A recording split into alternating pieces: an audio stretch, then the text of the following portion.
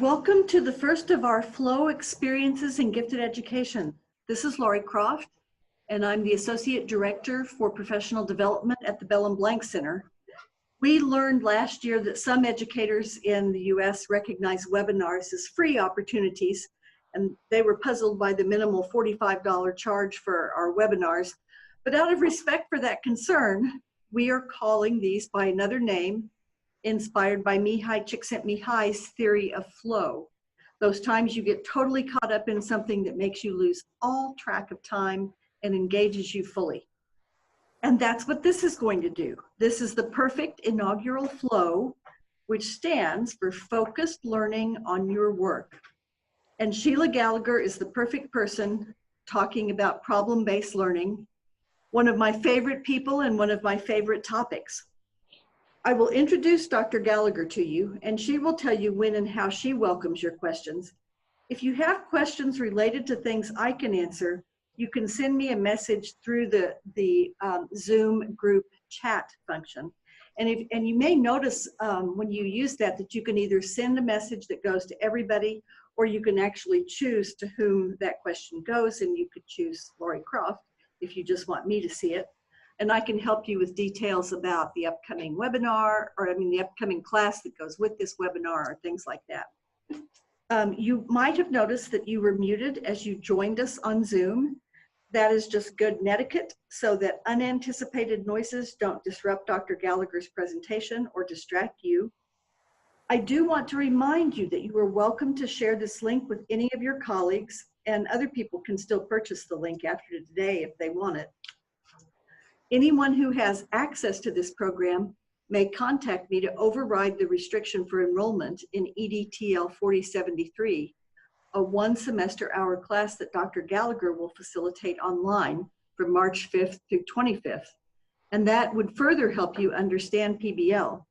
Because the Flow experience is required for enrollment in the class, and Flow had that fee that someone had to pay, you, your school, your district, somebody, you receive an automatic 50% tuition scholarship for the class. And that class does apply to the programming strand for the endorsement. Now on to the show.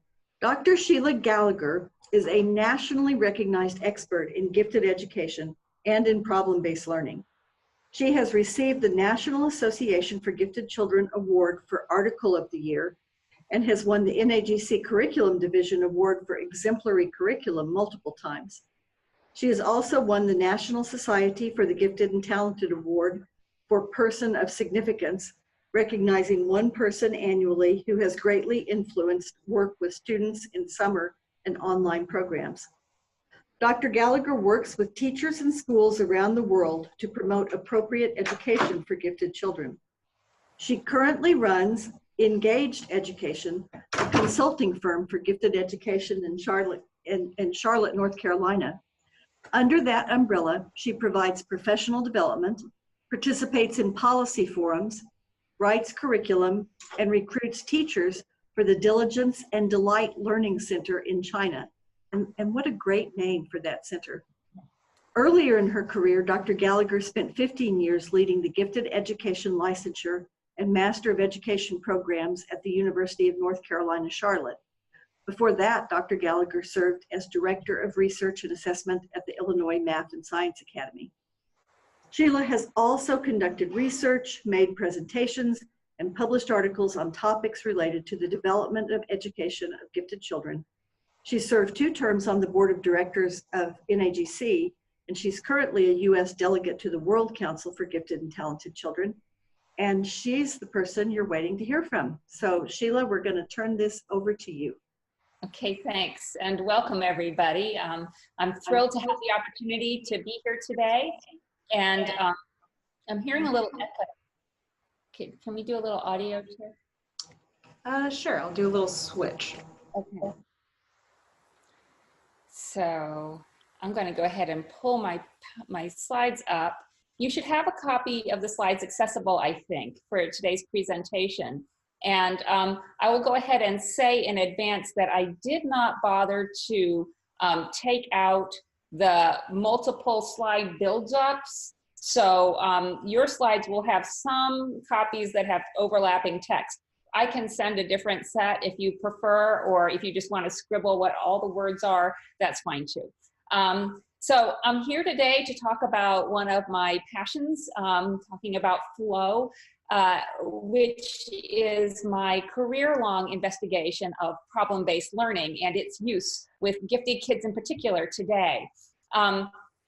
But along the way, because my interest is not just in problem-based learning, but in curriculum for gifted students in general, I want to make a couple of points which are important to me about how we design and implement curriculum for gifted students in the classroom generally. So I want to start with point number one. And point number one would be this, that there's really only one reason to alter curriculum for gifted students. And it's not because we have some flavor of the month strategy that's just come into town. And it's not because the parents all want us to do something special for their kids. It's not for them to have more fun. Really the only reason that we alter curriculum for gifted students and make it different from what it might be for a typically developing child is because they're different. Gifted kids have different learning needs because they are different in the way they think and the way they approach information. So let me start with just a quick review of some of the key ways in which they are different. First and foremost, gifted students are rapid learners. This is usually how we identify them. They absorb information like sponges and they retain it for a long time. But the acquisition of all of those facts, all of that information does more than just pile up and make them good for quiz shows. Over time, if you acquire enough information, a critical mass forms, and it allows you to see things at a higher level. And for this reason, gifted students tend to acquire conceptual reasoning or abstract reasoning, the capacity to see the big ideas like systems and change and justice and truth and beauty earlier than their age mates. So it's an opportunity that we have to develop this very special form of reasoning. Gifted students, if you look at their personality types, and we'll talk more about that in just a second, they tend to, more than their typical age mates, be inclined towards inquiry. They don't want to just take in what is. They always want to consider what could be, which compels us to really think about how much openness and ambiguity and possibility we build into the curriculum. The last thing they have is this something called intensity or openness to experience, that the gifted child's highs are more high and their lows tend to be more low. And the question is, how do we access that and use it to our advantage in the classroom? We all know that learning is actually an emotional experience, and we experience that when the kid comes into the classroom and they're all excited about what they've learned, and it's a visceral experience and an emotional experience for the child. Some of the most interesting recent research in giftedness and personality is the research on something called openness to experience. It's one of what they call the big 5 factors of personality. And openness to experience has, as it turns out, a high correlation with intelligence. So kids who are born with a high IQ also tend to be open to experience. And this has been documented from early childhood. It's been tested in twin studies. So it's a very robust finding. We also find that this openness to experience is correlated with many other important traits when we think about training, our gifted kids. It's correlated with creativity. It's correlated with moral reasoning or an inclination to at least think about things along an ethical plane.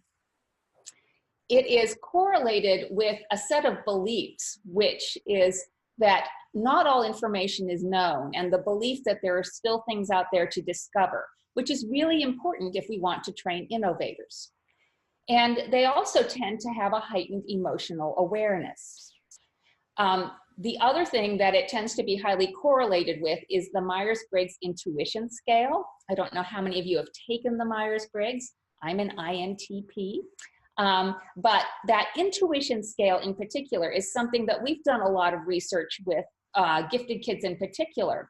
And we find that gifted kids which is a very small portion of the student population, are overwhelmingly intuitive and, again, really like to be the question askers, the seekers, the discoverers of information. So when we think about differentiating for gifted kids, we need to think about this child first and what these characteristics compel us to do or change.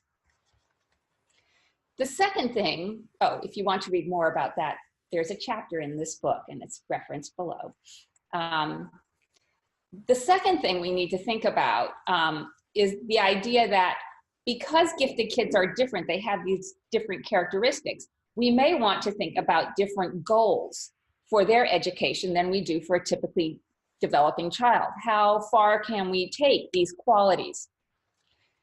And so we very rarely think about the long-term aims of gifted education. But to my mind, the journey for a gifted child should be a journey towards expertise.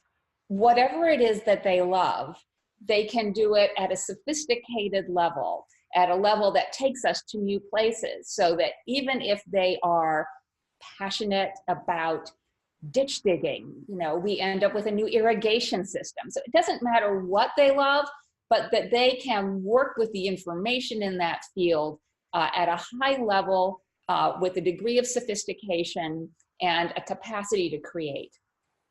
We know that experts have a lot of knowledge, and we know gifted kids are rapid learners, so there's a parallel there. We know that they have good thinking skills, which is something we actually have to develop in the gifted child, because we know if gifted kids aren't challenged, they won't develop their critical thinking skills. We know that experts are good at problem solving, and we'll talk more about that as the hour goes on. We know that experts tend to access their metacognition, or their capacity to think about their own thinking. They're very in control and reflective of their process. We know they have something called a tolerance for ambiguity, which fundamentally means that they don't have to have the right answer first and fastest, which is the way we tend to train kids in the regular classroom. Rather, they are okay leaving the space open for an answer to emerge down the road. But the other thing that experts have, and this really is every expert that I've ever read about, no matter what their field of endeavor is, if you read their biographies, you find that experts have a passion for what they do. They don't do the hard work, work the long hours, consider all of the challenges in their field because it's just a job. They do it because they love it. And so one of the questions that's always in my mind is, how do we access and promote that level of passion in our gifted kids? Interestingly enough, this was a similar question to the one that was being asked by this man. This man is Howard Barrows. Howard Barrows is the actual guru, the inventor of problem-based learning. And he was facing a fairly similar dilemma. Howard would say, and I did have the opportunity, the great honor to work with him for several years. He would say, you know, my students, my graduate students in medical school, oh my gosh, they know all the facts. They have memorized the textbook before they come to class. They do really well at multiple choice tests. They can put together a diagram like you wouldn't believe. But then they graduate from medical school and they're not very good at diagnosis. They're not very good at communicating with their patients. They're not very good at seeking information once they've left school. So these kids had learned to be really good medical school students, but being a good medical school student hadn't translated into being a good physician. And the question that Howard then posed is, well, what's the difference between medical school and medical life? And how can we bring those two worlds together? And that's how he came up with this model of problem-based learning. He decided that in order to truly train a doctor in all aspects of the field, not just the facts, not just the processes, but the habits of mind, the interactions with people, the ethical standards. What he had to do was have his students come into the classroom and meet their first patient on the first day of medical school. And that all of their learning had to revolve around apprentice practice in the craft. So he and his colleagues at McMaster University at the time did more than just create a unit. They actually redesigned the entire scope and sequence of medical school so that students met one simulated patient after another, building upon each other in order to systematically reveal to them the entire field of medicine.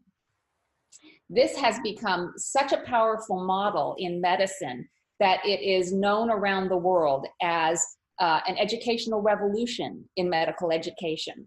It is used at the most prestigious colleges and universities in the nation, including Harvard and UCLA here in the United States. It is all over Europe. And one of the things which we'll talk about later is that it gives this model a gravitas, a substantial nature that other models sometimes lack. And it also gives it a very substantial and deep research base. But we'll talk more about that later. Rather than talk to you entirely about problem-based learning, I want to do my best to give you a sense of how problem-based learning starts when it's in a K-12 classroom. And so while I can't today get everybody extra involved in doing an intro demo, I want to at least walk you through what the first day of a problem-based learning classroom would look like. So here we are in the prairie. Later on, you might go and look at that website and you'll see a picture of a cutest little black-footed ferret you've ever seen. But for now, what I want to do is to share with you, let's see, I'm going to stop share and then reshare. Whoops. No, I'm not. Let's see. Here we go. Here is our opening scenario for a problem-based learning unit about the black-footed ferret. So even though I know you all can read, I am going to go ahead and read this aloud, and then we'll take it the next step for the auditory learners out there. So this is to all team members of the Black-Footed Ferret Recovery Reintroduction Team. It's from Mitchell Ladner of the U.S. Fish and Wildlife Service, and the subject is the Fort Collins Project.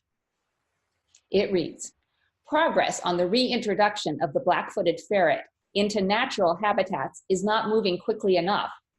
Already there is media coverage suggesting that attempts to save the black-footed ferret are too expensive and too labor-intensive, given our minimal successes so far. Just look at the recent edition of the Fort Collins Coloradan and you'll see what I mean. The project was buried on page 4. Given the current strains on the economy, we want to make sure that our efforts show decisive results. Clearly, something has to change, and that is why you have been brought together as a team. In the past, we have been reactive. That is, we have responded to different problems as they have cropped up. I think it is important that we become proactive by anticipating potential problems and by creating a model of a feasible, functioning habitat that's suitable for the black-footed ferret and all other inhabitants. We will use Fort Collins, Colorado as a test site to develop the model for our habitat. Your job is to identify the different aspects of a successful black-footed ferret reintroduction, paying particular attention to these questions. First, how suitable is the natural habitat for black-footed ferret preservation? What, if anything, needs to change before we begin reintroduction? Second, what in particular needs to happen to the Fort Collins habitat to account for any changes the black-footed ferret might experience as a result of the genetic bottleneck? Third, what is the nature of the human climate with regards to the black-footed ferret? Identify any necessary changes in that area and provide ideas on how the changes can be made. These questions should be enough to at least get you started. But remember, you may encounter other unexpected factors along the way. Keep track of these and incorporate them into your model as appropriate.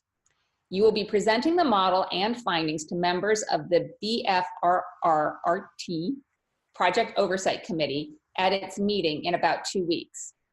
I realize that this is a complex task, but I am confident that given the nature and diversity of the membership of this group, you will be successful. With continued effort, the black-footed ferret will be able to once again fill its niche in the prairie ecosystem. So it's the first day of our PBL unit, and this has just been handed out to the students. They haven't opened their textbook to read about ecosystems or about ferrets. They're just presented with this. And then they get this frame. There. The frame lays out what the kids need to identify in that opening scenario to get themselves organized and to think about what direction they're going to take first. It has, what do we know on it? What are our learning issues, or what do we need to know? And then what is our action plan? And up here, it has something called hunches. So after doing this with people for, I don't know, 10 years now, I can guarantee you that one of the things they're going to say that we know is that the black-footed ferret, the BFF, oh, how cute, BFF, is in danger and needs recovery. The black-footed ferret might also, they might say, we are in Fort Collins, Colorado. They might say, it's too expensive. What we are doing,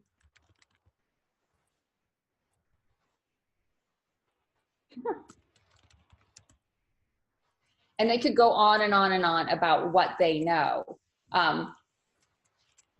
So they identify the information that they have on hand, but then they're also going to ask questions. And I promise you that before the time is over, they're going to ask something like, what does a black-footed ferret eat? What eats a black-footed ferret? What is a genetic bottleneck?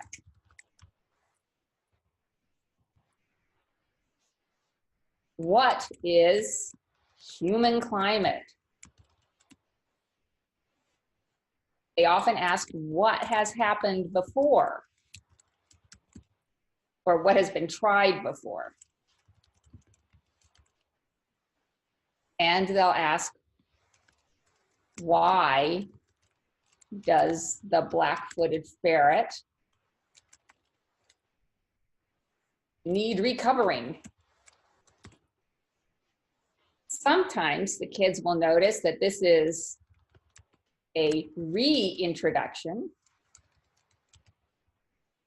noting that that means that maybe the ferret was there in the first place and this is the right habitat, but they still might ask what is in the climate of Fort Collins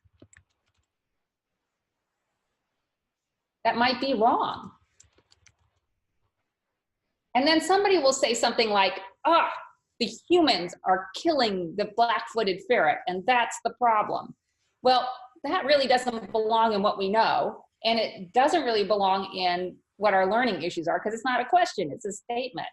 That's something that we put up in the hunches. The hunches is a speculation, a guess, a hypothesis about what might be going on with the problem. So let's say people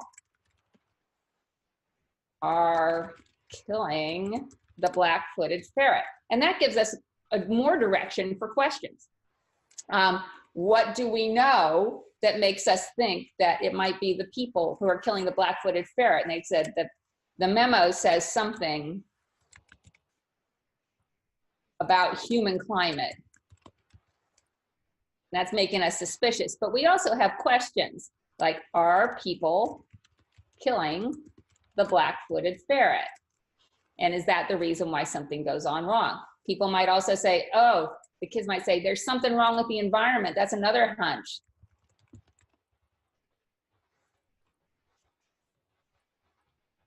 Well, what would we need to know then? We go back to the question about what about the climate of Fort Collins that might be wrong? More specifically, what about Fort Collins might affect the survival of new black-footed ferrets? They might ask questions about the weather. There's any number of questions that the kids might ask, as long as it's defensible based on what's in the scenario. We can record their question and go on. What's the weather like in Fort Collins? Where is Fort Collins? In Colorado. What other animals might be endangered in the area? And so we allow the questions to continue to fill the board, and it really doesn't matter how many questions you get, even though you can get a list that's long enough that it gets a little deer in headlights. There's so much, because what we're going to do next is we're going to ask the kids to select which questions have to be answered first in order for us to make good progress. And what we'll do eventually is try to settle on 4 or 5 that they think are really the central questions that need to be answered first. So the kids do some sorting, they do some prioritizing, and they do some refining of their questions in the process. So then after the kids have selected their priorities, and let's say they need to know what the black-footed ferret eats, and they might actually go into refining this and say, what is the habitat for a black-footed ferret? Because one of the things we know is we have to come up with a model.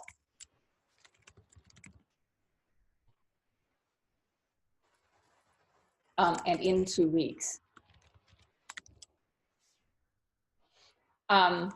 So what is that habitat for a black-footed ferret? And that might be a priority for us. I can find my, maybe I'll just highlight it here. Never mind. So, so the habitat, what is a genetic bottleneck? That seems to be an important term and we don't understand it. And so based on the questions we decided are our priorities, we can come up with an action plan. How can we figure out what the habitat is for a black-footed ferret? Well, we might want to Google, but I'm going to encourage the kids to get beyond Googling. I'm going to say maybe we need to talk to a zoologist or a biologist. What is a genetic bottleneck? Well, maybe we can do a simulation, and maybe somebody could look it up in a science book.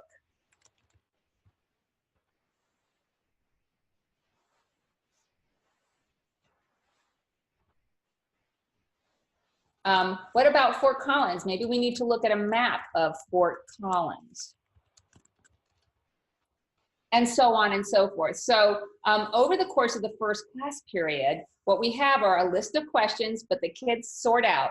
But we also have a situation where the questions, all of the questions that guide this study come from the kids, not from me. They've told me what they need to learn in order to make progress through this unit.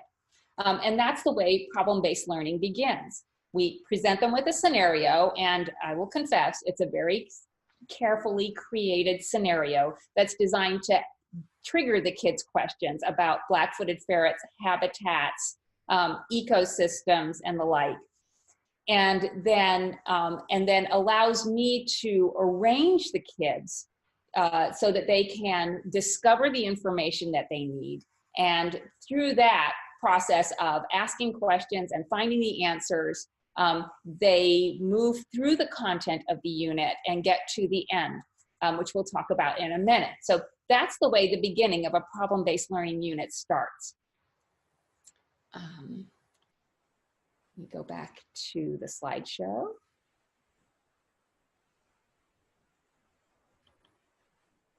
Here we go.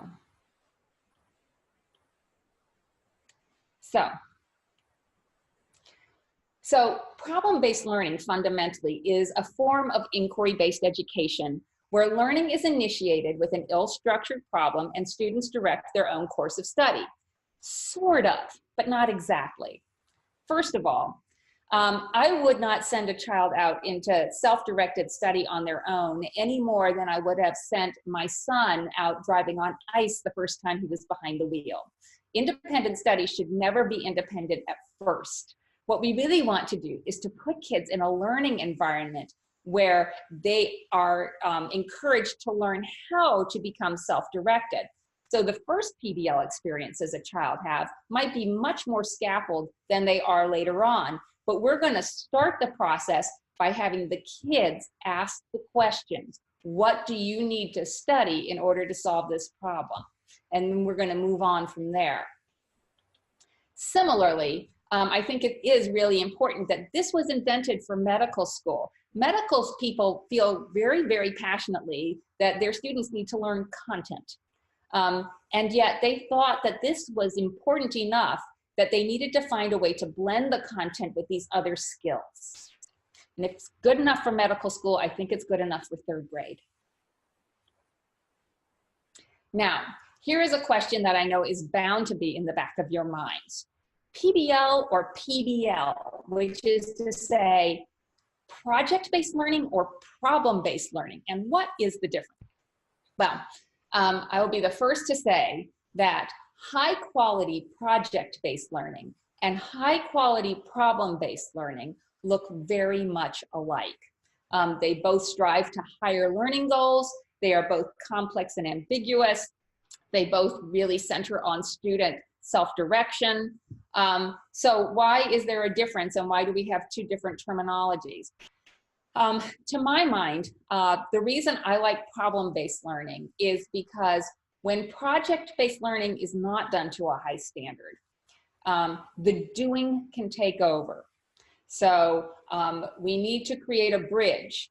So it's all about building the bridge, and the kids can learn a lot from the process of building a bridge, but sometimes just the time that it takes to build that bridge, to put the materials together, that it becomes more time consuming than what you get out of the learning at the end. In problem-based learning, the problem is always at the center and not the doing of the thing. So you're always focused on how are you reasoning? What are you thinking at this moment? How do we need to analyze this information? And not just how we need to go through the process of building a bridge. Now, most problem-based scenarios have meaningful products. So the kids may very well engage in a project. In this, they're going to have to build a model of the ecosystem in order to present it to the committee at the end of their 2 weeks. But it's the consequence. The project is the consequence of the reasoning that goes on about the problem, and it doesn't create the centerpiece of the learning.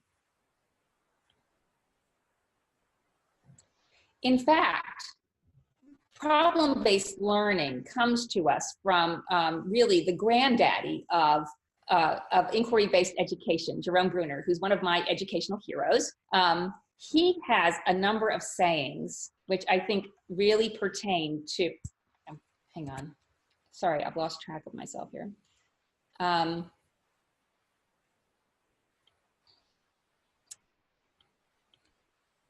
There we go. Really pertain to the heart of where we are with inquiry-based education. The idea that premature closure on a productive question can destroy imagination. That oversimplification and dogmatism are the twin enemies of creative thought. That concepts, those big ideas that are so important in gifted education, are worthless unless they lead children to new explorations. That answers have a way of killing thought. So at the heart, what Bruner wanted us to do in inquiry-based education is study what he would call the structure of the discipline. Not just the facts, not just the process, but the whole world of what it's like to be a biologist recovering an endangered species, what it's like to be a journalist investigating a mysterious story, what it's like to be an historian investigating the past, and to understand the whole world of living in that field as opposed to just memorizing the facts from the textbook. There are three pieces to problem-based learning which really make it fulfill the model. The first is the ill-structured problem. The second is putting the kids in a stakeholder role. And the third is the teacher becoming a metacognitive coach. So, ill-structured problems. They look like this.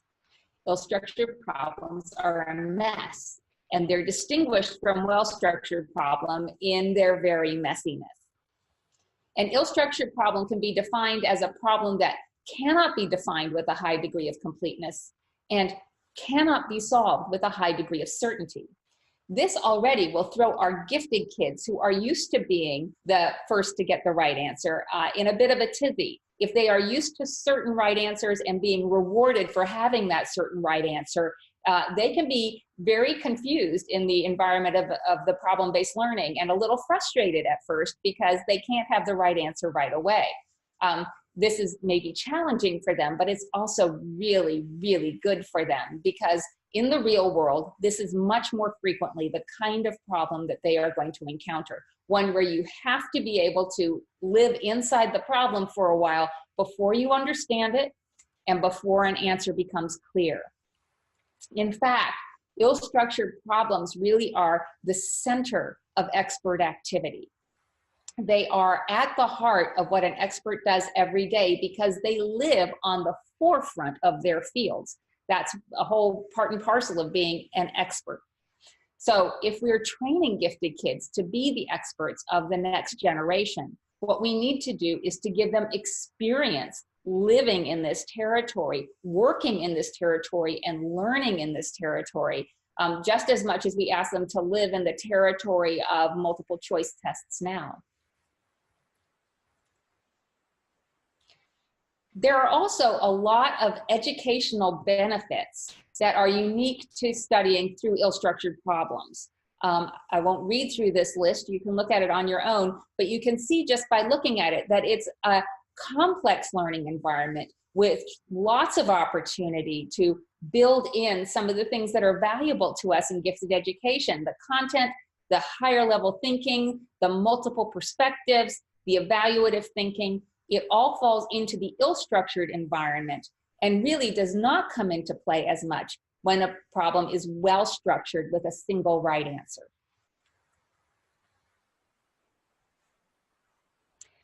But the benefit from the child's perspective is different. Kids love problem-based learning because problem-based learning is a story. In most of the units that I develop, we're talking about realistic fiction, ripped from the headlines. And one of the things that kids will like about units like this Black-Footed Ferret is that they'll go home and Google it that night and they'll find out, yes, there really is a committee just like this one, a group of scientists who are working day and night on recovering the Black-Footed Ferret, which is one of the most endangered mammals in the United States. The story is of a certain type though. It is a mystery. And this is also really important and one of the advantages that we take advantage of in problem-based learning because we are hardwired as human beings to respond to the mysterious.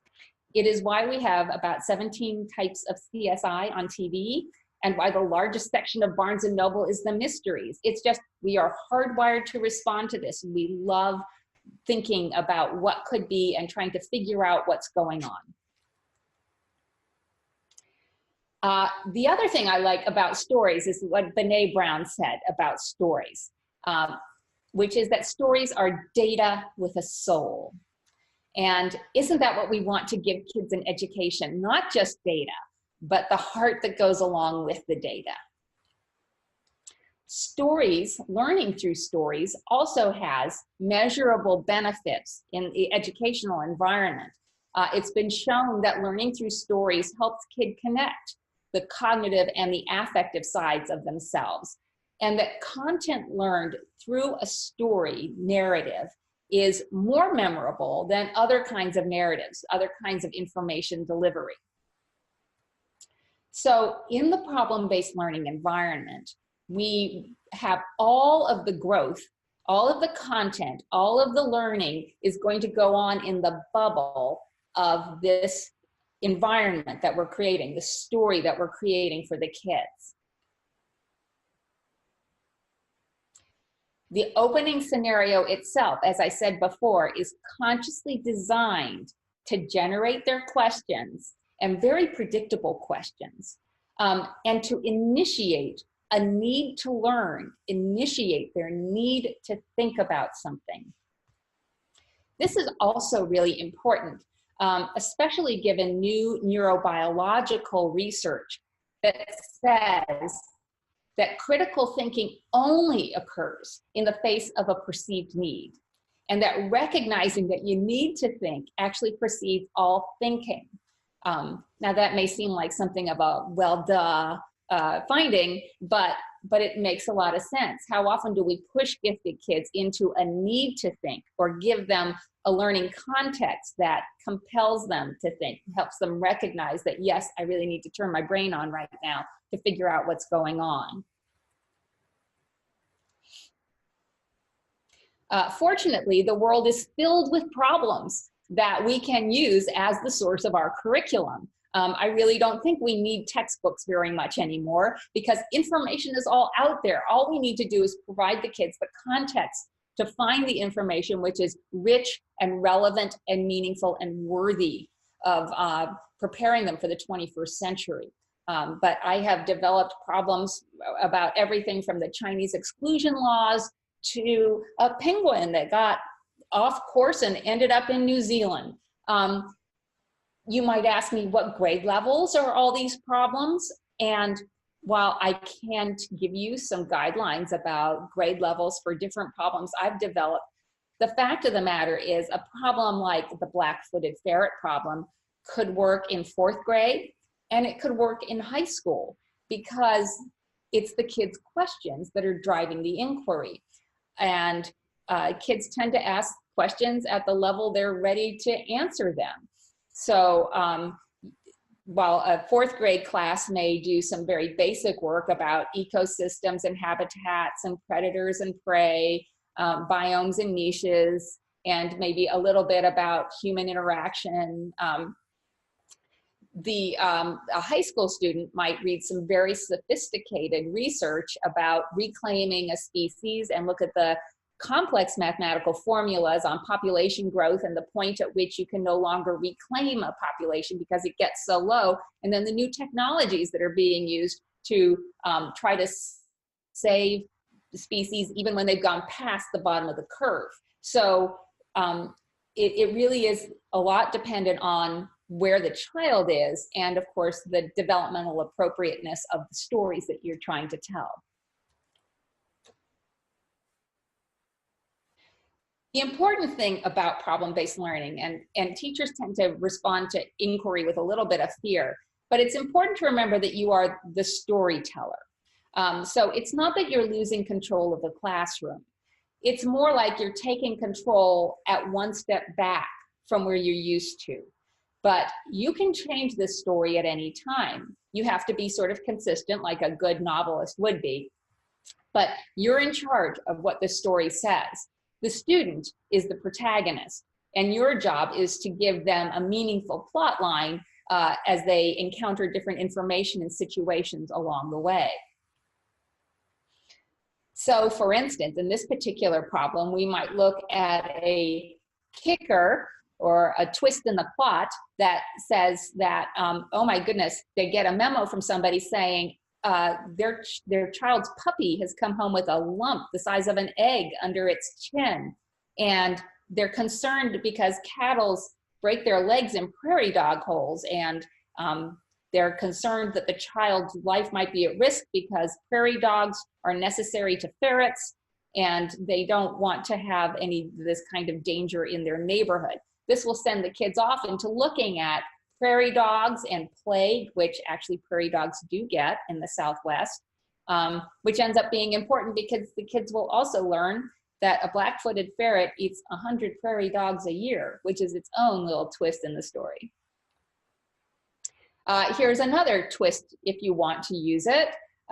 Something that says, oh my gosh, I've got animals that have been limping out in the fields, and I've got these spurs that I need to get out of. They don't seem sick, they just are covered with these prickly things.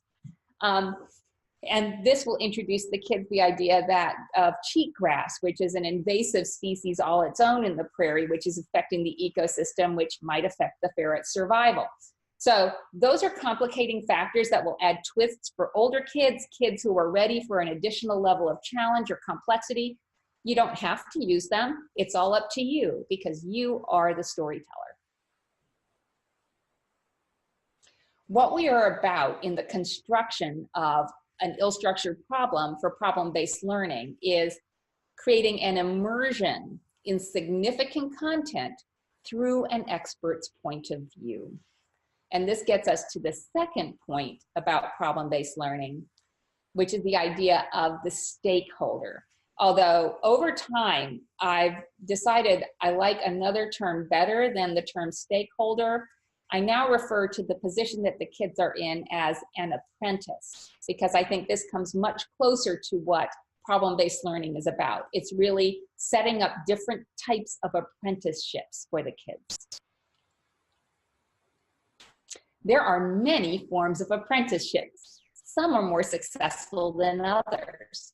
But actually, when we think of an apprenticeship, we don't always think about this necessarily, but rather we can think about the most time-honored model of passing information from an expert to a novice, whether it's a master baker passing on his craft to the next generation, or a master builder, or a painter like Michelangelo, apprenticeship, a lab assistant working at the elbow of an expert scientist. It is a powerful model of instruction. Here's a definition of an apprenticeship that I particularly like, that it's hands-on training and theoretical instruction, so that an interested person can learn the full range of skills and information behind a highly skilled occupation. And that by participating in an apprenticeship, someone can learn the subtleties of the craft from an expert and begin their own practice under close supervision. And to me, that says it all about problem-based learning. We want the hands-on project stuff, but we don't want to forget the theory and the thinking that's behind a craft. So we want the full range. We want to observe the expert in action. And then we also want to be able to begin to model what that expert does, but with assistance, with the scaffolding in place. That's really what it's all about. So we want to take the kids out of their own kids' shoes and put them in the shoes of somebody actually experiencing the problem, so that they have to think, how does a biologist manage this? How does a scientist communicate with the public when we need to get off of page 4 of the newspaper? When I'm a scientist and I'm passionate about saving this animal, what do I have to keep in mind about the rights of humans in this situation? What are the questions that a scientist would ask? What are the things they would have to consider? What are the things they have to make careful they don't forget? I heard Michael Clay Thompson give a keynote once in which he encapsulated it perfectly, of course. And he said, in the best curriculum, a student acts as a hero willing to become an unknown self. So we put the kids into the stakeholder role with the idea being that they are imagining, what would it be like if I was this person? And engage them into that land of fantasy, which they enter on their own so often. And I can only tell you through my experience of many years with this model that kids love suspending disbelief. They love entering into the story environment. And the further you go making this real for the kids, the more they will engage. So in each one of our problem-based scenarios, the kids have a decided role that they are playing. They are a vet working for the zoo in Wellington, Australia, in the emperor penguin problem. They are a member of Congress in the Chinese exclusion laws. They are a journalist working to find out what happened to Evangelina Cisneros in Fit to Print, a unit about yellow journalism, and so on and so forth. So there's always a meaningful role. Again, this whole idea of projecting yourself into your learning, what they call transportation theory in story, it develops the kids' empathy for other people's, and it also engages them deeper and gives them a deeper investment in what they're learning, all for the good. And we all know that kids know a whole lot of details, a lot of content about the stories they care about. In fact, what we find, again, going into the neurobiological research, is that the more complex and the deeper their feelings are about what they're learning, the more likely they are to reach up into higher levels of thinking, like abstract inferences, interpretations, new ideas. And so it's actually complex emotions and higher order thinking seem to be connected at this level. So that neurobiologists will conclude that it is neurobiologically impossible to think deeply about things you don't care about. So one of the key questions for us in gifted education in particular, where we want a lot of deep thinking, is how do we engage them in caring? The stakeholder role in problem-based learning is actually not a simulation where, for instance, we might have the ranchers on one side fighting for their rights to have their ranches, and the environmentalists on the other side fighting for the rights of the black-footed ferret and having everybody sort of fight it out. Instead, we want all of the kids looking at this from the same perspective. Everybody is considering, what is it like to think about this from a biologist's point of view or an environmentalist's point of view, so that they can share together their reflections on what it's like. They might have different tasks to do, but they're all looking at it from the same viewpoint. In this respect, what we're really gathering is what we call a community of practice. This is something that's been in our educational aura as teachers for a while, but here we're sort of recreating it for the students. A community of practice being a group of people who share a concern or passion for something they do and learn how to do it better as they interact regularly, which to me is exactly what the classroom should be. So we've got ourselves a situation now where we've set up this carefully constructed, ill-structured problem designed to get the kids to ask the questions I want them to ask. So all of a sudden the curriculum is coming to me through the questions the kids are asking. I know they're going to learn about habitats. I know they're going to learn about ecosystems and interactions among animals and biomes. And I know they're going to learn about the nature of the black-footed ferret and a genetic bottleneck. Great. I've got them a little deeper invested because they've got this stakeholder role and they're feeling a little more empowered. And then all of a sudden, I find myself in a position where I can be the teacher I always wanted to be. I'm going to be what in problem-based learning we call a metacognitive coach. I like to think of a metacognitive coach as being a cross between being a cruise director and Socrates. So I'm being a cruise director when I am organizing activities for the kids. They've got this list of questions.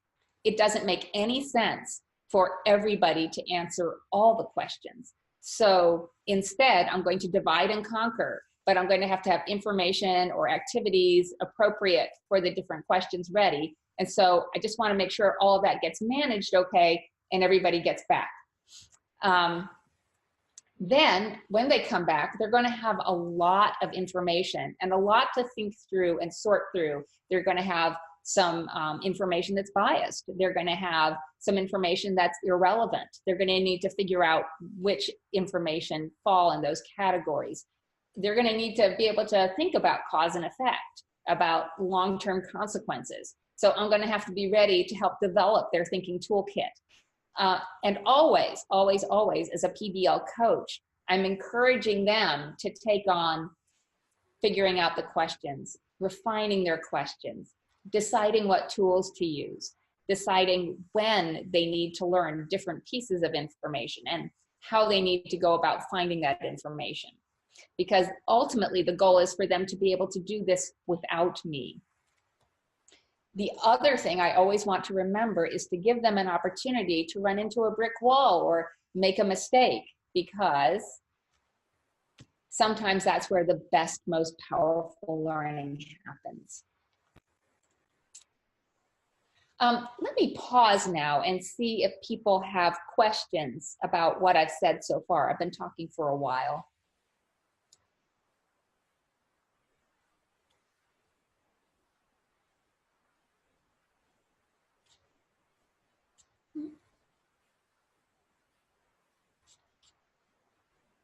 And Emily, maybe you can help me.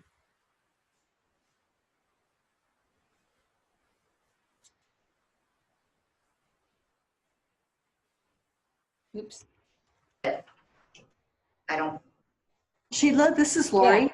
And one of the people who is here in the room with me was asking for another example about the difference between the two PBLs. The problem-based learning that stems from medical schools and then the difference between that and project-based learning. And I suspect that the difference is going to be, as you said, when project-based learning isn't really perceived as something new and exciting. So, but can you revisit that for just a minute?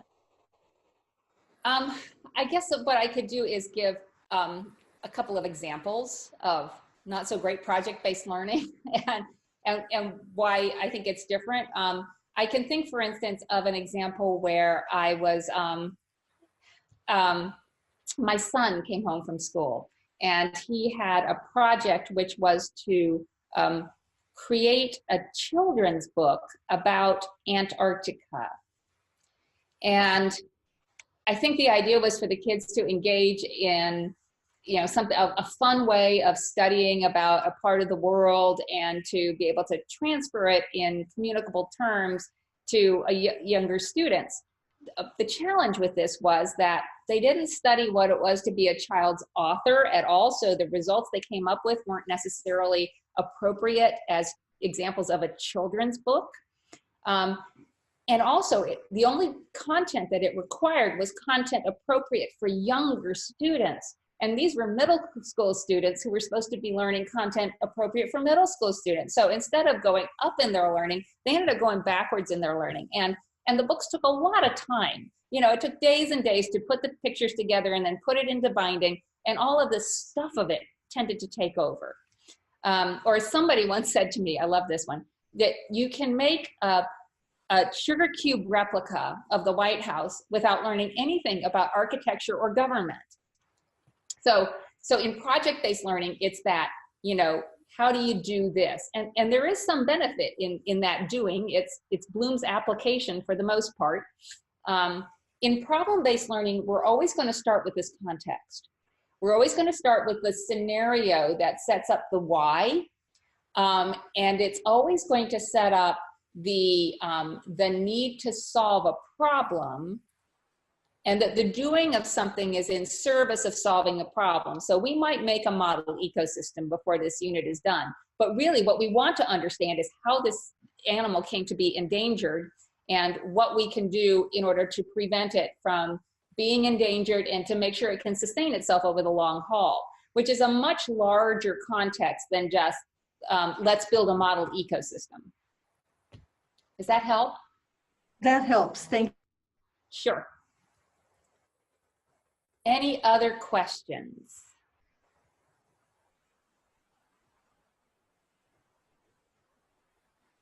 I think we're good to continue.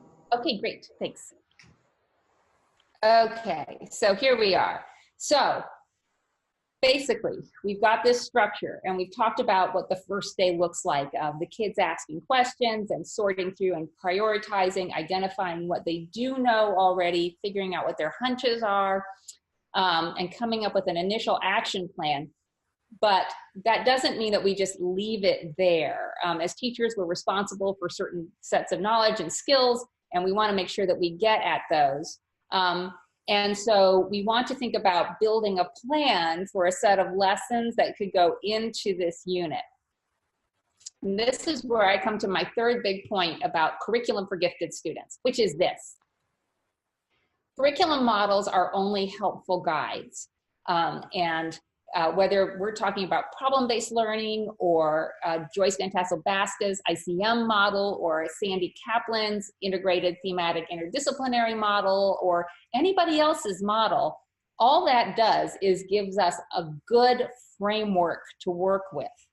However, depth and complexity for a unit occur in the individual lessons inside that unit, in how the lessons are structured, and in how they are delivered. So I have seen examples of any of those curriculum models that I just named done really well, and so they're substantive.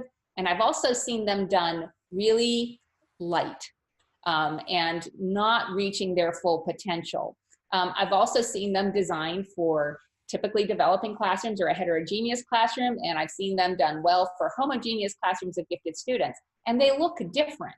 So while I'm a big fan of having curriculum models, which are useful guides, I also really want to focus in on the idea that we really do need to make things appropriate for gifted kids. We need to also think at the level of what we're putting inside this unit. Because PBL all by itself is not automatically appropriate for gifted students, even though it leans that way. And I say it leans that way because the ill-structuredness of it is oriented towards the gifted kids' penchant for inquiry, their love of discovery, and their passion to find out new things. So it certainly leans in that direction in its open-endedness. But it's what you put in that's going to make the difference. So the goals of problem-based learning writ large are content. We want the kids to learn stuff. This isn't problem solving on Friday because you forgot to rent a video and it's raining outside. This is problem solving as a different way of approaching a required curriculum. The kids have to learn content. They have to learn problem solving because that's what it is. They're going to learn conceptual reasoning, the big ideas. They're going to learn research skills, and depending on the problem, they can learn a lot of different kinds of research skills. They're going to learn how to think about all this information that they've got. Very often, there's going to be an ethical component.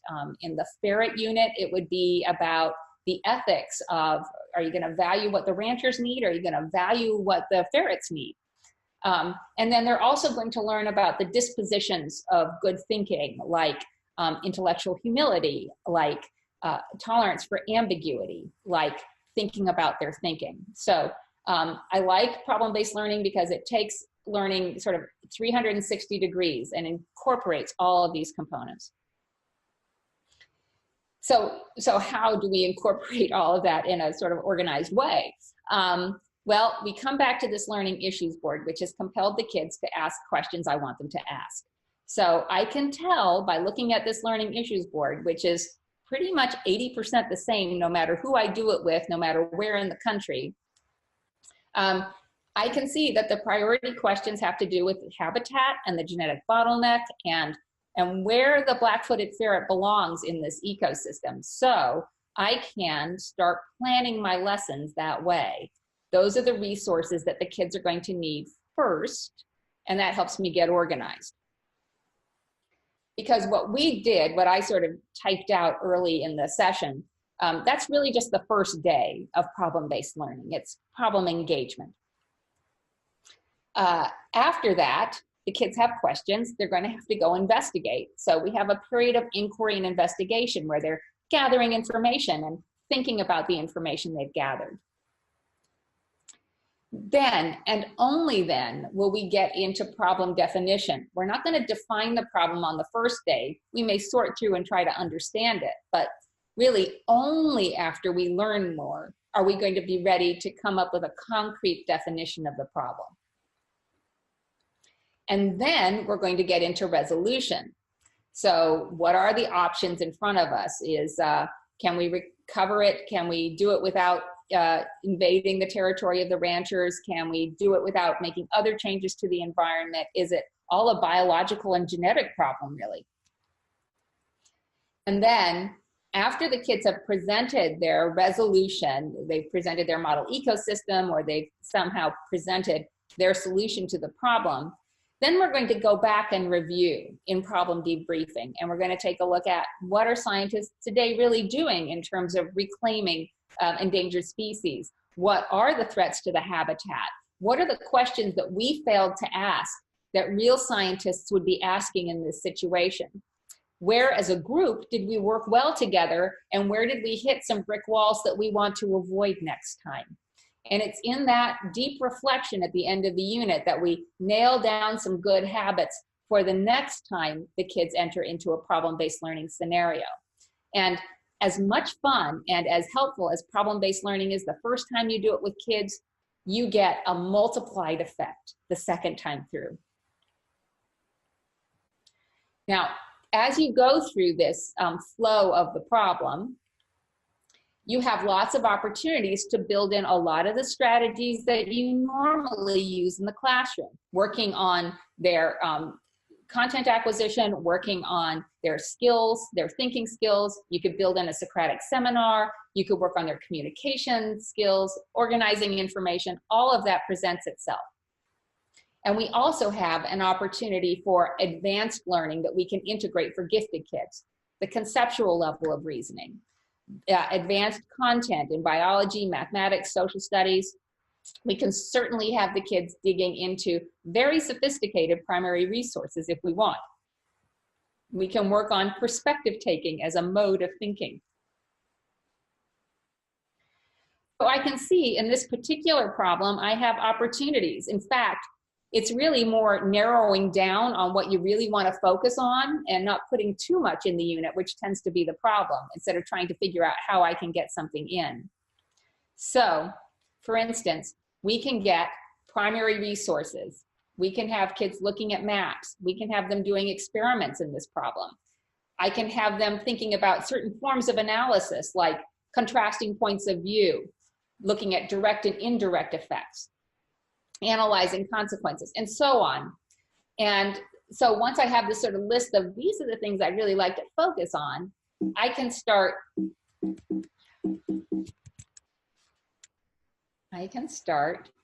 building it into a series of lessons.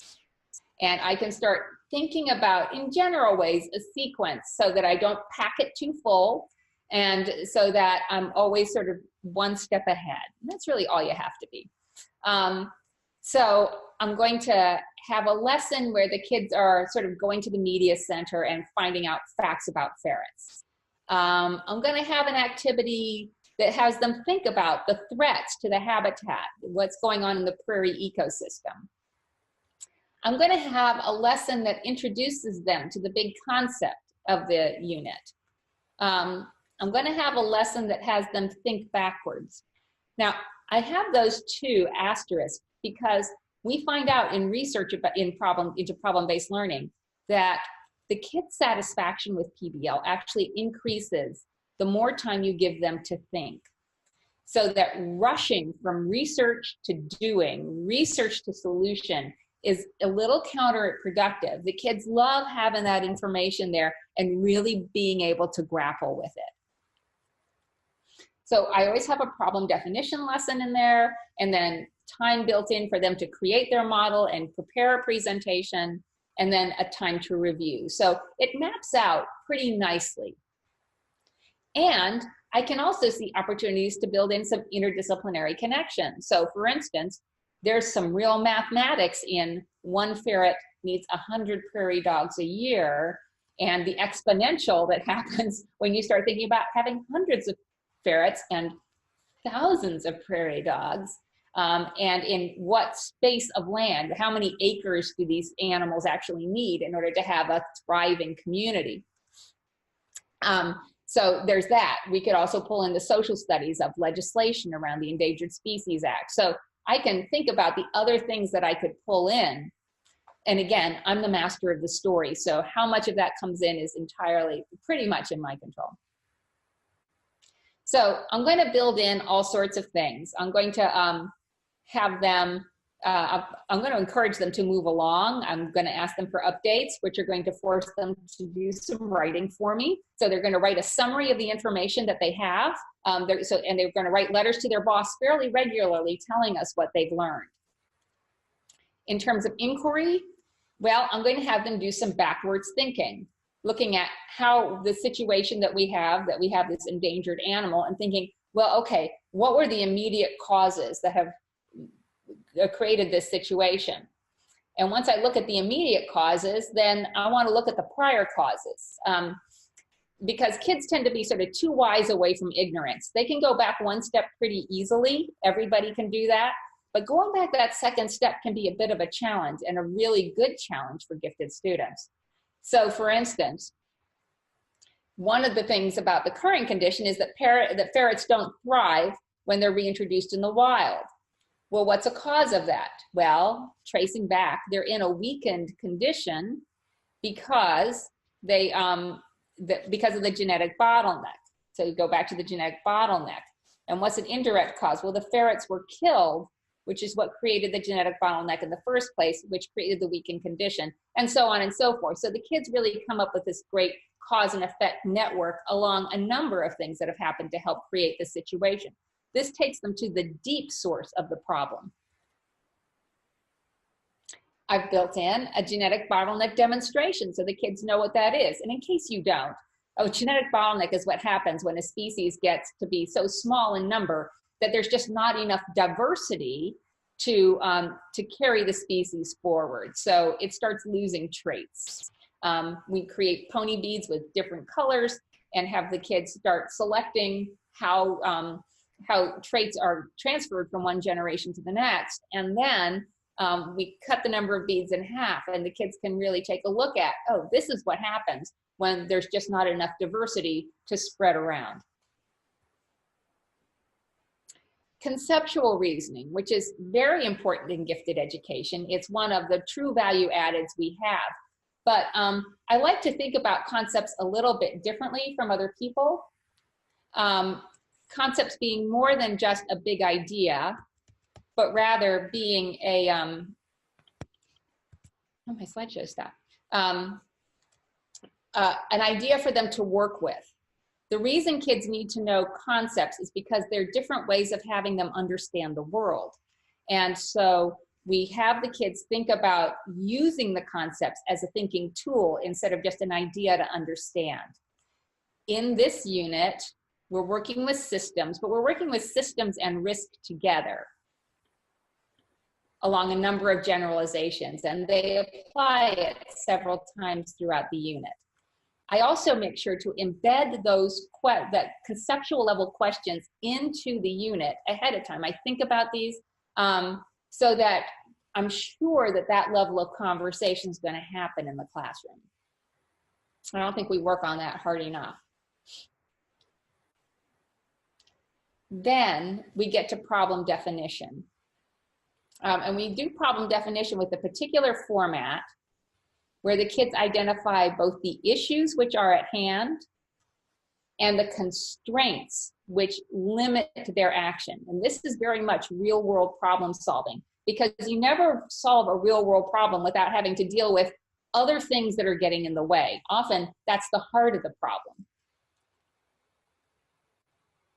Here's an example of a problem definition that was done by a real world person. I heard it on the radio that follows this model. They were talking about regulating helicopter traffic. And he's saying, I'm not trying to prohibit helicopter traffic. I'm just trying to establish a regulatory framework to try to improve the quality of life in a way that doesn't impede law enforcement and at the same time provide some relief for my constituents. So the issue at hand is how to improve the quality of life because there are too many helicopters, I guess, flying around. And the two constraints, the limitations they have to work with is it's not going to impede law enforcement because they need their helicopters, and it's going to provide relief to the constituents. All three of these things have to mesh in order to create a good problem solution. So when the kids design a problem definition, we have them look, what's the core issue? Maybe it's the survival of the ferret. Maybe it's having a thriving ecosystem that includes humans. Those are two different issues. Similarly with the constraints, they can decide that money is an issue. They can decide that having the black-footed ferret survive on its own is a constraint. They could decide that having ranchers be satisfied or for cows to be able to thrive is a constraint. But those are all choices for them to make. So we have them think about those hard choices. This is really important because we know in creativity theory that it's the constraints that really force creative thinking to happen. You have to get over the wall, get creativity. Then we get to problem resolution. So the other thing that happens when we create this definition with issues and constraints is that we come up with the criteria for a good solution. A good solution is going to have black-footed ferrets surviving on their own without human help. A good solution is going to allow the residents of Fort Collins to not have to worry about prairie dog holes in their land. Whatever the criteria are, the kids can then think about how different aspects of the solution will fit those criteria. And we use a grid like this for the kids to consider what's a good solution.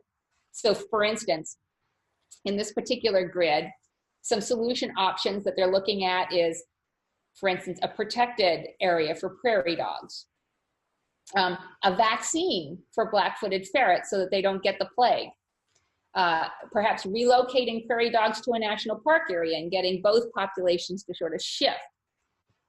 So those are some ideas that they're kicking around. One of the criteria they want for their solution that's going to make it a successful solution is that it's got to be self-sustaining. It can't have humans involved forever. So they're ranking on a scale of 1 to 3 whether or not each of these ideas is a good idea. In the end, they combine different ideas and the strengths of different ideas to create a full resolution. And then they present it. So their culminating activity could be the model. It could be a newspaper editorial that they write to the Fort Collins Coloradan. It could be any number of things. And it could be several pieces that the class splits up, so working again on their strengths. We assess, of course, throughout problem-based learning. And for each of these lessons, there's lots of different ways to assess what the kids know. We tend to do this in what I call a problem log that looks at the content they've learned, the processes they've used, the analysis they've done, and then always time for reflection. We also have numerous rubrics. You can over-rubricize, I think, and this could run the risk of that, but while the problem log is the written documentation of the child's journey through the problem, we have rubrics that help the kids gauge how well they're doing in their activity, on anything from research to their presentations to how well they're doing at self-directed learning. And there's an example.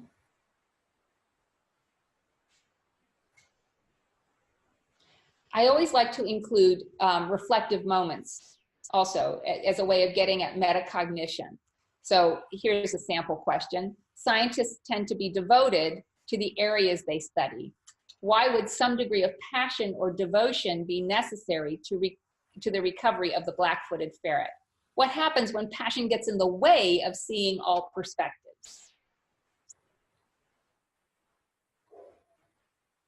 Here's one that goes to the concept of the problem. What are some negative consequences of an unbalanced system? Again, it's not a question of putting everything finding things to assess. It's a question of not assessing too much because there's so much writing, research, thinking, and constructing that's going on in a problem-based learning unit.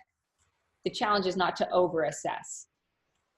So I see that I'm already running out of time and I'm only like halfway through my slides. So you're gonna have to count on the fact that if you sign up for the course, we're gonna get to the end. But I do wanna say that one of the things I love most about problem-based learning is that it's organic and authentic. It flows the way our work world flows and the way the things that they're going to do as professional flows. I don't have to sort of elbow time in for ethical thinking. You have to use that in order to get through the problem. I don't have to make way for a particular experiment or a guest speaker because they belong in this environment. It's also, when you're in a heterogeneous classroom, there's lots of stuff that you can put in there that's appropriate for typically developing kids. There's also lots of stuff that you can build in that's appropriate for gifted kids.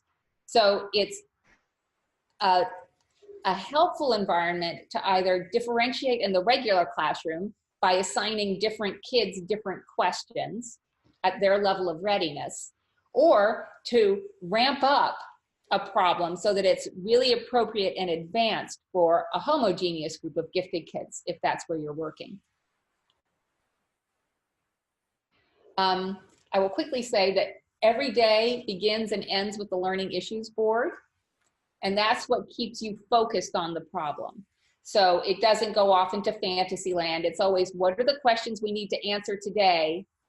And at the end of class, did we answer the questions that we set out to answer today, and what do we need to be prepared for tomorrow?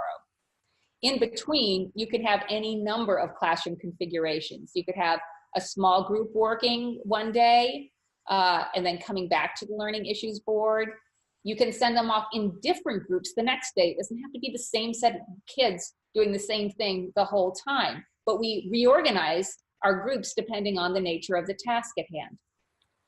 You can certainly have whole group activities around a Socratic seminar, an experiment that you want the kids to do all together when there's time when everybody needs to understand the same thing. So there's lots of flexibility. There's lots of opportunity in here. There are lots of different kinds of problems I didn't have time to talk about tonight. I have lots of examples to share with you, so I hope if you have an opportunity to take the course, we can continue the conversation. I do want to pause and see what other questions you might have before we're at the end of our time, which went so quickly.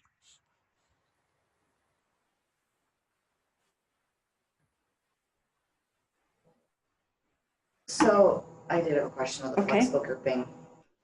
Could she give an example of what that flexible grouping might look like with the example she's been giving? Can you clarify a bit more about what the flexible grouping will look like?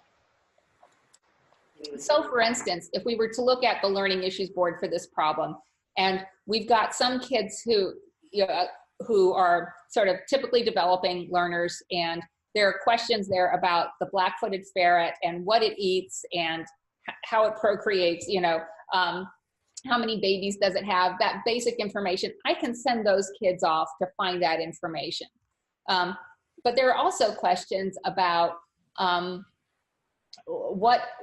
does a species become endangered, and what does the population decline look like, and when do you not have enough black-footed ferrets to ever recover? That's a more advanced question, and I can put my gifted kids off there. Everybody comes back with information that's essential to the problem. So that creates the level playing field where everybody needs to listen to everybody else, but I've differentiated the tasks. Or I could differentiate in the problem log to give kids different kinds of writing assignments to do in their logs. But then the next time we group and regroup and we're thinking, I might jigsaw and reorganize the kids based on the nature of the thinking task. Does that help? That does help. And I wondered too, how would you distinguish, or what are the similarities and the differences, or however I should phrase this, but some people are familiar with creative problem solving, and this has so many characteristics that seem similar. there are similarities to creative problem solving, and it sort of depends on the the creative problem solving scenario that you're working with, whether it's just a task to do. It's almost like the project-based learning thing, whether it's just a task to do, like how do we get the egg drop, how do we get the egg to drop, or whether it's a big substantial creative problem solving. So I would say the other thing is that most creative problem solving tasks tend to be 1 or 2 class periods. This is extended. This is going to take a couple of weeks to get through. But the advantage being that we're learning a lot of core content at the same time and a lot of required learning skills at the same time. Which makes a great deal of sense. What about, we had another question that came in. What about how much time would you say it takes the instructor, the facilitator, if they haven't already bought a PBL that you've developed, which of course I would encourage people to do, but if they haven't done that, how long would it take a teacher to develop a good scenario, and where do you get most of your ideas? Most of my ideas come from the real world, and I would say that I've spent as much time developing my own on my own and working with a partner, and it's very nice to be able to work with a partner and sort of bounce ideas off of each other. But I get them from the news. I get them from just, reading. They really do come from the real world. I would say, let's see, I'm going to try to remember what the question was. In terms of developing your own, I would take summer to do it. I wouldn't try to develop one during the school year. That said, the first time I did this was when a colleague of mine came into my office, and we had just heard a PBL workshop, just met Howard Barrows. We were all excited. And he was like, look, there's this article about Legionnaire's disease. Let's make a PBL out of this. And the next day, we wrote something up and we handed it to the kids, and we spent the next 2 weeks on it. And it was like every night up till midnight, but the kids were loving it and we were loving it, and it was successful enough, So the advantage you have is the 20 years of experience that me and people like Joyce Van Tassel-Basket at the College of William and Mary and others have put into creating this structure for you to design one. But it doesn't have to be all the bells and whistles the first time out. And is creating a unit or creating the PBL, is that something that you plan to include in the class? Yes. Anything else? And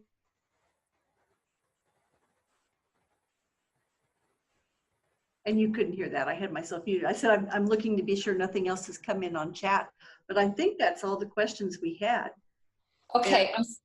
I just appreciate you doing this so much, and actually having this occur with you running out of time to finish all those slides makes me feel so much better, because that always happens with me. So can I run just 1 minute over? Because I want to share these more than anything else. Can I? Because these are comments that students made after going through this very ferret problem. We asked them some questions, and I think this is a great way to close. We asked them, what was good about this? And they said, it helped me realize how we solve problems today in the adult world. I learned that not everything can be fixed with duct tape. It challenged us to think and solve problems, and these were the advantages. It was deeper than just learning from a textbook. It helped me understand interactions and ecosystems better. The next student says, we were learning 2 things without knowing it. Everything was connected, and that made it easier to understand. I learned how there are many different points of view, and it got me to think. And I'll let you read the rest on your own because you'll have the slides, but that to me is what is the selling point for problem-based learning, is that the kids like to go deeper. They are looking for a challenge. They want their learning to be authentic and understand what the relevance is. So I want to thank you for your time. I appreciate it. Please, my email is on there, so whether you're looking at it live or reading the link, you can email me if you have questions. I look forward, if we get a chance to run this class to talk about problem design and taking the next steps. Sheila, thank you so much. I know that everybody has to appreciate this as much as I do. It's such a wonderful option. And I wish I could just, you know, have gotten even more people to watch it because of that distinction between what some project-based learning looks like versus problem-based learning. So I'm so glad that we have this, and I know that people will continue to appreciate it for some time to come. So thank you very much. Thank you. Good night, everybody. Take care.